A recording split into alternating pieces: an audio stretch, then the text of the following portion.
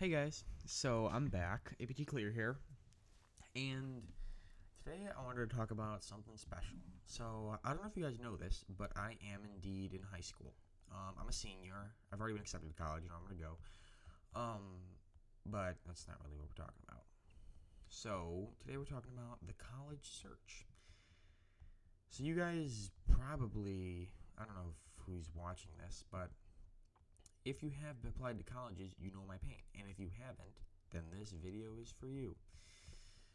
More of kind of a rant, though. I think I'm going to start making these. I kind of like just spewing out about random topics. So today we're talking about colleges and the crap that colleges do. So, first off the bat, here we are. How's it going? Fees. I'm applying to a college, right? So you want to make a good lasting impression when you visit a college. You know, like you want to get there, you want to have a nice tour guide, and you will definitely, have like your nice guy who's all like, hey, how can I help make your visit better? The staff's really nice, they're really excited. At my high school, some of the kids who they're in the mock trial team, they visit Harvard. They said the Harvard people were really nice. And then I go to UC Davis. Okay. Not that the people aren't nice here, but you want to leave a lasting impression. We had to pay for parking, okay? First off, there weren't a lot of people there, but we have to pay. We're visiting a school to see if I want to go there, and I literally have to pay for parking. What is that?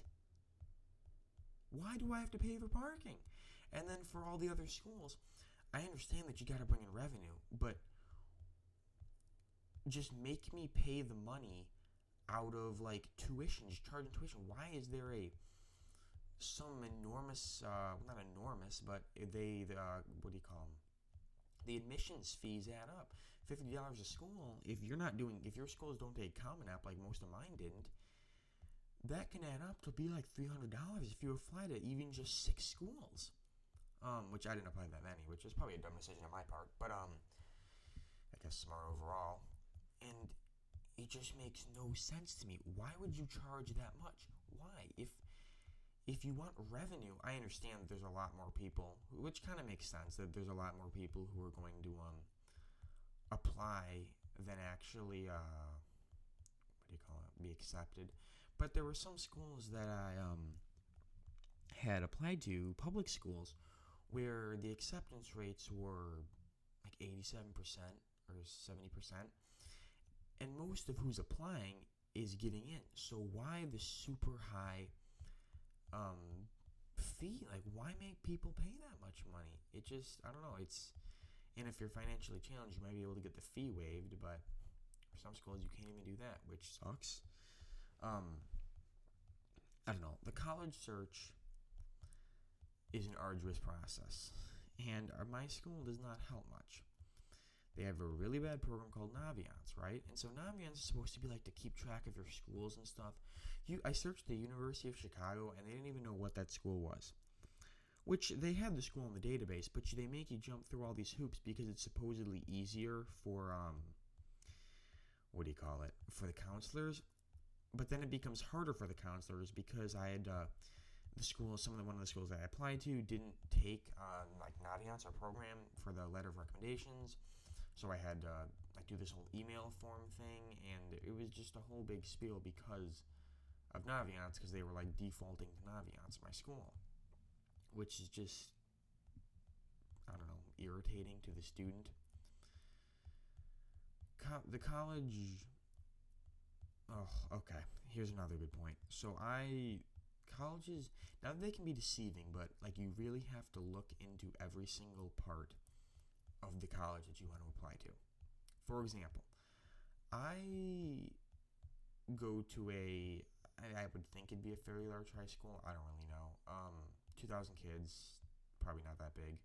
But one of the schools I was applying to, I was between two.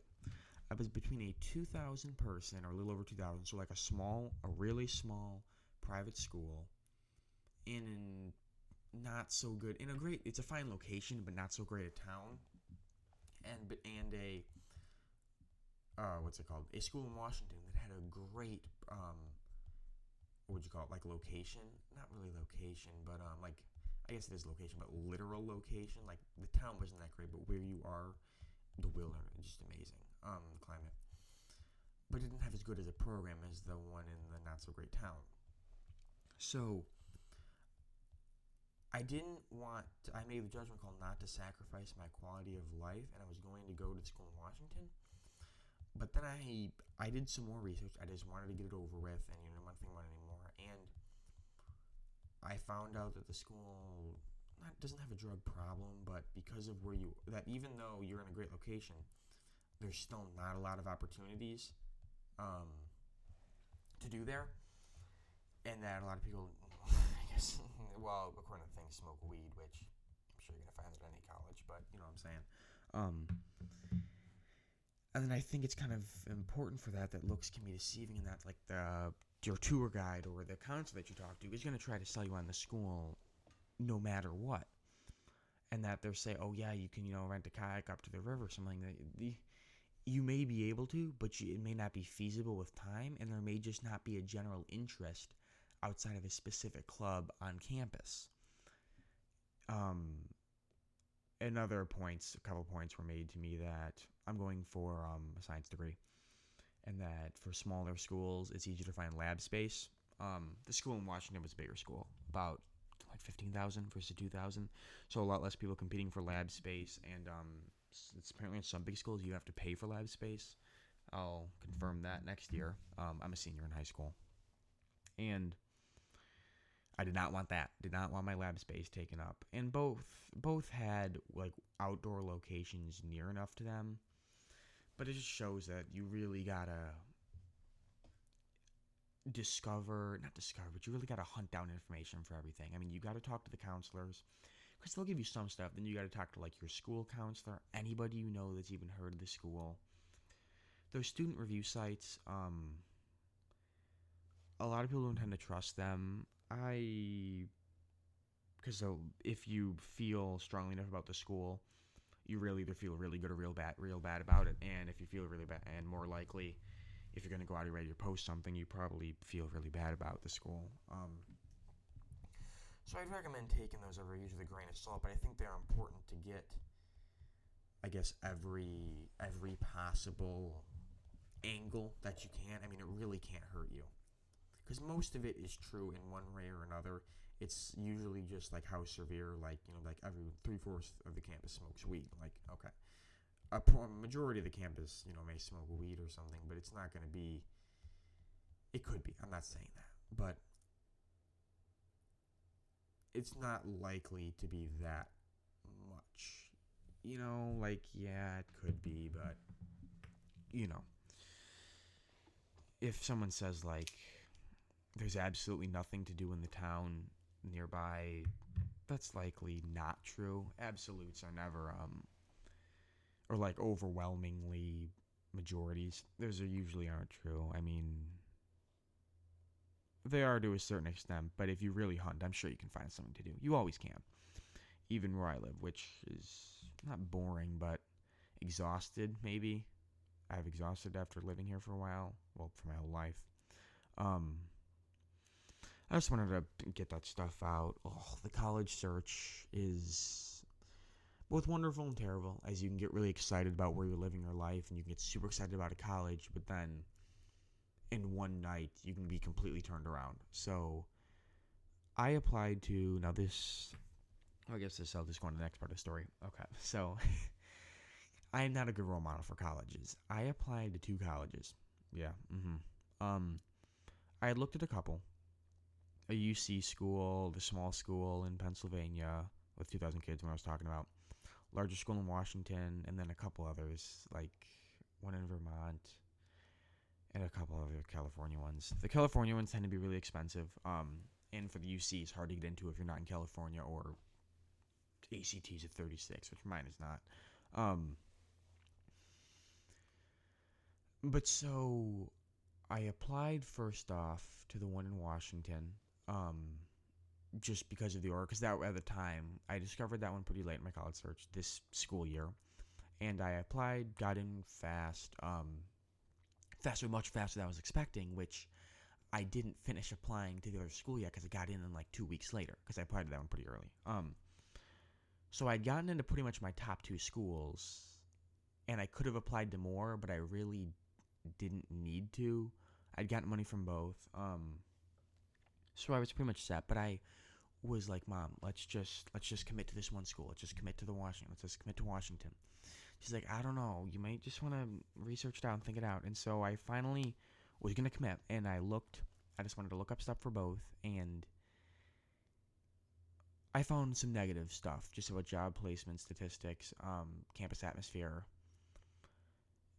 and my opinions changed pretty much at the last minute. And then I slept on it, and that next day I was sure, and I applied. I committed to the school in Pennsylvania. So I just think if I have any advice, make sure to consider everything. Look at every single thing: the student review sites, just the normal college, reviews. Get yourself one of those big, thick books. Usually there's one in the library. If you want to buy one, you can. Your counselor, their counselor, talk to a professor. Oh man, professor at the at the what's it called? Not the Washington one. I said the Washington one. At the Pennsylvania school was great. He sold me on it. Which if I had talked to the professor at the other school, maybe they would have been able to. But just don't commit too early on. Give yourself some time. Really think about it for like a week or two.